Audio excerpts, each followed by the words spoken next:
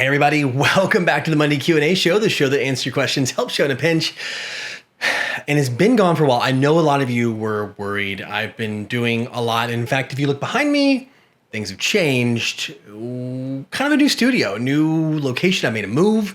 There's been a lot of stuff going on. It's actually my first move in a couple of years here now.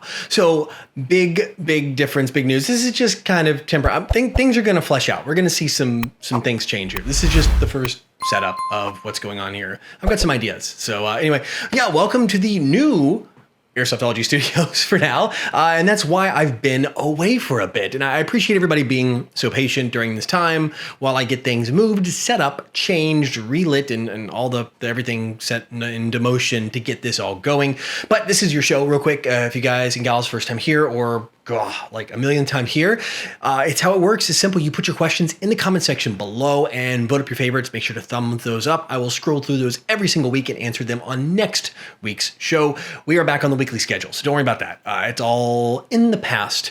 Before we get into the show, I'm going to kind of answer something I haven't been asked, but I'm sure a lot of you guys are curious about, is how am I doing? I've been in Taipei, Taiwan here for many years now, and I have to say, I want to give some shout out to Taiwan and what they're doing here about the amazing job of managing COVID-19. I think they're doing a fantastic job here, controlling it, keeping it maintained, managed. In fact, I think we're on like 20 days or something of like no new like real in like international cases, like actually ones that were our domestic cases means ones that were like actually homegrown here. I just have to say, like, out of everywhere on this planet, this is probably the absolute best I could be a place I could be. I'm so blessed and very lucky to be able to live here and have my life here. And I just want to give a big shout out to Taiwan for, as a country, for doing such a fantastic job maintaining and controlling the outbreak here in this country. It's been life as normal. We just wear masks. In fact, hang on, I got a mask for you here. So the government issues masks. Well, you kind of have to pay for them, but the government will issue them out. And this is my early batch. I just kind of open it up and let me get this thing on. I don't know if you can see it. It's that, yeah, they really gave me pink bears. Like, for real. Like, this is one that was issued to me early on. Pink bears on the mask. This might... Anyway, but yeah, this is early when they were still just working through getting whatever stock they had available. You didn't get to pick. There was still no, you don't get to pick. But now there was 3 masks a week back then, and now it's like, I think 8 every 2 weeks they're giving you. So fantastic job of being able to issue those out to what you need. So, but yeah, I had to show you guys and gals my pink mask. But anyway, when I go outside, I'm extremely safe. I always wear a mask. Public transportation, the same. Please practice social distancing. We are doing that here. There are lines for like checkouts. I think Taiwan is going to be a good model example of the rest of the world as we all come out of this COVID-19 thing. Aside from that, don't forget, I do have a web store with some cool morale patches. They are shipping. Now, mind you, there's a lot of places they're not shipping at the moment right now, but go ahead and place your orders. I'll get them shipped as soon as they go out. If you're in North America, you're fine. And like Asia market, you're fine. If you're in Europe, you're going to see some delays. Right now, the mail system is just closed. And as your countries start to reopen back up, it's not going to be a problem. But as typically European countries, I'm seeing restrictions on being able to ship to, and a few South American countries. If you're North America, you are no problem. Go ahead and place your order. You're going to be getting them in the normal time. In fact, could be even a little quicker. I don't know. Sometimes this mail system's a little odd, but still free shipping worldwide. So go ahead and check those out. Aside from that, I think we're all done with the updates in the beginning. Don't forget there's timestamps down below. I should have probably told you that up front in the very beginning. But let's dive on into what you're really here for, and that is your questions in the Megastore mail call. Rune Jones writes, can you give a budget on what a beginner should spend on a full loadout and on what? Thank you. So there's a lot of talk about what you should be spending as a beginner in Airsoft. And a lot of people want to just go ahead and just spend a ton of money, break the bank, and have this crazy, amazing loadout with like a plate carrier and all the pouches and everything like that. And I'm just going to be honest with you. To get started, you're going to need just a few basic things. First thing you're going to need is you're definitely going to need something to shoot at people, so you'll need an airsoft gun. Now you can rent those. Most local fields will do that.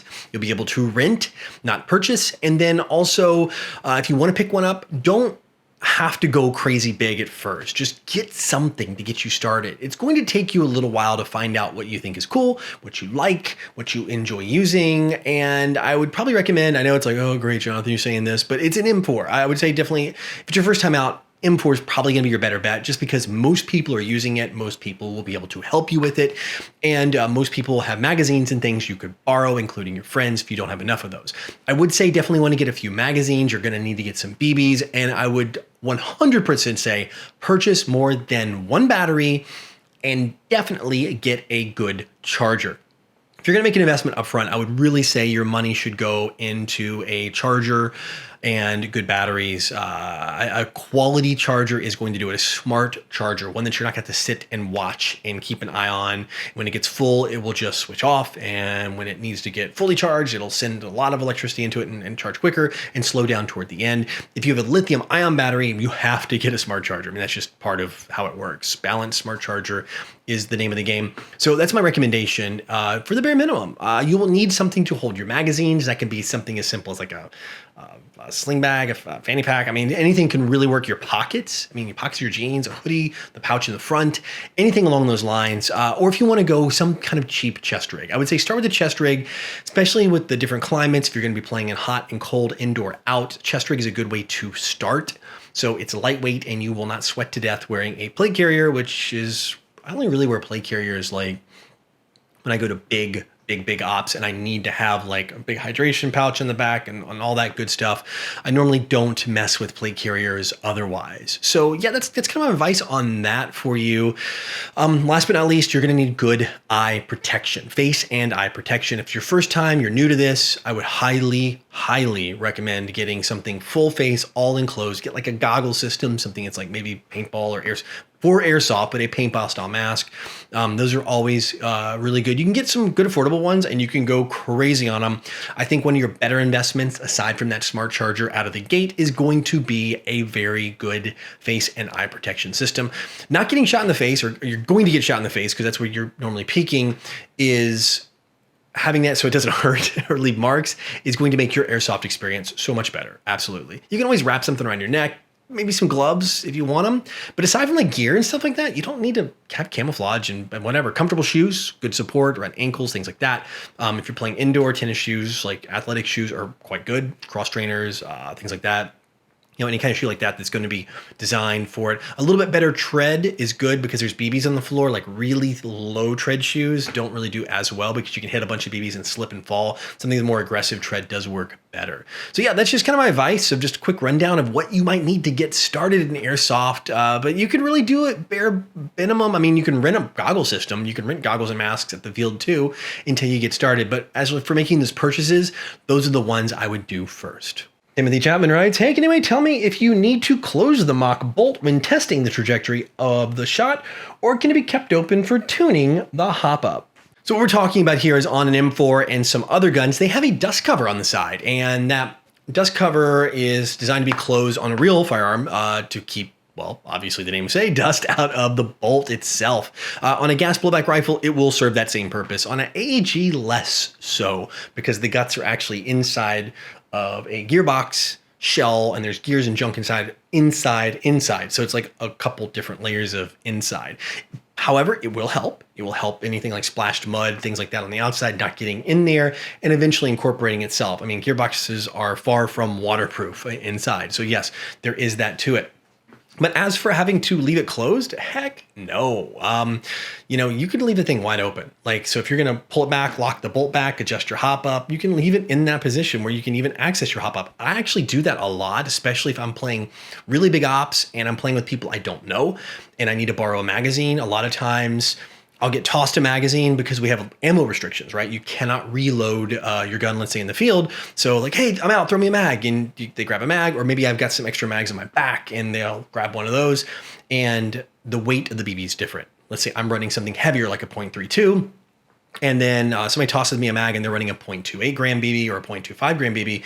All of a sudden I'm overhopped, right? My BB is going to fly out and then take off. So I'm going to have to quickly make those adjustments. So normally just for the speed of and to be able to fix and remedy those issues, I will at bigger ops just leave that open the whole time just to be able to quickly get in there, dial that dial quickly back and then take a couple more shots and walk that shot in, because that could be the difference of suppressing the enemy or taking the enemy out, or literally having the BBs fly over their head. Same thing works for different weight BBs in the other direction. If I'm running something a little lighter, they throw like a magazine of something heavier in there, I'm going to be dropping off early. So the BBs are going to go out and kind of die out, and I'm going to need to retune that.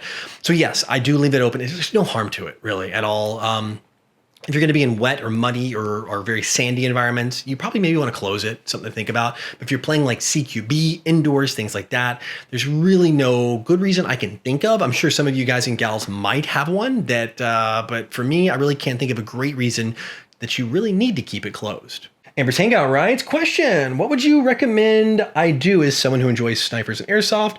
Stick with my Spectrum Arms SA S03 and attempt to upgrade it, or get a Modify M24 or VSR10 and upgrade them with their much more widely available upgrades? So nothing beats, well, it's hard to get all on camera, this. Good old VSR10, this is the G-Spec. I mean, you can't go wrong with, if you're going to make the investment into upgrading something, that's it. I mean, that's really the product, the item that I would highly recommend you jumped all over if you're going to be using a upgrade platform. I think the Spectrum Arms stuff is cool, like what you're talking about, like these unique sniper rifles, these very specialized ones. But for aftermarket upgradability, they can be a challenge because they're going to use maybe a different system because they have to fit it into a body in a different way.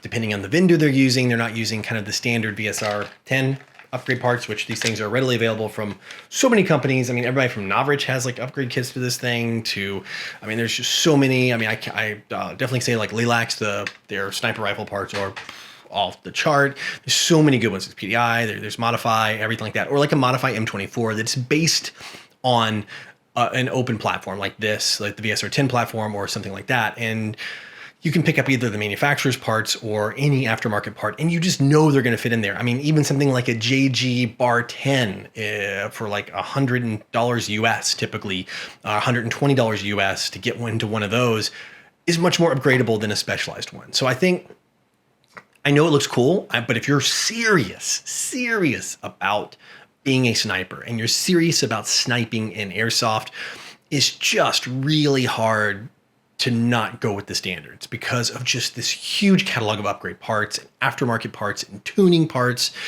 It's just really the smartest way to go, in my opinion. I don't really snipe too much anymore. I mean, I used to way back in the day. I used APS-2, which was kind of the competing platform of the VSR-10. Now, since then, you really don't see much of that platform at all anymore. It's kind of gone. But that was my platform, and at the time, there was a lot of upgrade parts as well for the APS-2 platform. So I kind of did that, and I don't regret it. I regret selling that rifle because it was amazing. Oh, it's way back, it's like 10 plus years ago. But for you, if you want to get serious, you want the accuracy, you want the choice, and to be able to pick and choose all the parts that fit together just right and tune it just right, you might want to consider moving over to the platforms like you mentioned, like the Modify M24 or the VSR 10. All right, that's it for questions this week, which means it's time for the Code Red Headsets video recommendation of the week. And this one comes from 5 Minute Bushcraft, writes in and says, hey, check out Pheas Airsoft. And I'm like, Pheas, I hope it's right, pronouncing that right, Pheas Airsoft. And I was like, okay, I'll give it a shot. And this is another one of those cool channels that's just flying under the radar for me. There's some gameplay on the channel, but the gameplay is a little older. I think the last upload was maybe 6 or so months ago, most of it being over about a year or so or a little over. But the focus on this channel is a combination of unboxing videos as well as some how-tos. And I like some of these how-tos. They're a little more beginner to intermediate friendly, which is something I really appreciate considering what I do here on the channel. Things about how to fit batteries into a certain stock, like, hey, this gun has this stock. Now, what batteries can't you fit in there? And the ones that are maybe on the edge, like how to do it the right way and not like damage your battery or jam them in there to where you can't get them out. There's also some upgraded guides and some tuning, but like your basic, easier to do upgraded stuff. I think overall it is pretty darn good. And like I said, lots of unboxings, goes very much in depth, kind of a top-down camera view. I mean, production quality is not like through the roof. We're not talking like, unbox therapy, level production quality, but it's still really good content. And that's the most important thing. I watched it. I'm like, yeah, this is good. Oh, this is totally one I want to recommend because it'll give you an idea if you're looking to make a buying purchase, like a purchase decision. You know, you can watch some of these unboxing videos. If you've picked one of these up and you're like, oh, I got some batteries. I can't really figure out how to fit it in there. It's close, but not quite. Maybe there's like a battery guide on this channel. It's definitely one worth mashing the sub button for to have into your feed and rotating through, and one that I quite enjoyed. And I'd love to see more on this channel. Again, like we're talking nowhere near enough subscribers on this channel. It needs to get more. It definitely does. But it's got good content, regular uploads, all the things I look for. And again, another awesome recommendation from you guys and gals out there, and keep those recommendations coming in. I want to see more of those. So anyway, that's it for this week. Thank you so much. Don't forget to check out the web store. I got some cool merch over there, and you pick it up and ship worldwide free. So it doesn't change the price no matter where you live. Just remember, if you're in the EU right now, we're in COVID-19 lockdown worldwide. So this is May of 2020. Keep an eye on your country rules. If you're watching this video in the future, if the lockdown's done, then we can ship just fine. No problem. But aside from that, everybody else is getting shipping done. No issues, it seems, on that. And of course, heads up on this, if there's an issue, I always take care of you. So don't worry about that. That you never have to worry about, being in a situation where you're making an investment on the patch store and not going to get it. But yeah, aside from that, thank you so much. I will see you next week and answer more of your questions from this week's comment section. But until then, go out, play some airsoft, have some fun. But no matter what you do, call your freaking hits.